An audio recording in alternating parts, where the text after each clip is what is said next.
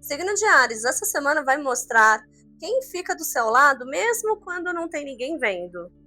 No geral, a semana pede confiança bem colocada. Você pode até estar cercado de gente, mas somente uma ou duas pessoas são realmente leais. Observe atitudes. Solteiros, alguém do seu círculo pode mostrar interesse de uma forma sutil. Para os comprometidos, parceria fortalece, mas só se houver troca real e não cobranças.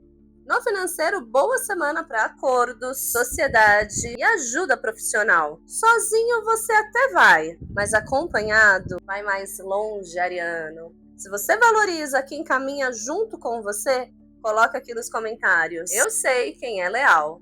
E não esquece, curte, salva, compartilha, republica. Coloca esse vídeo nos favoritos. Segue o perfil se você ainda não segue. Oh, tchau!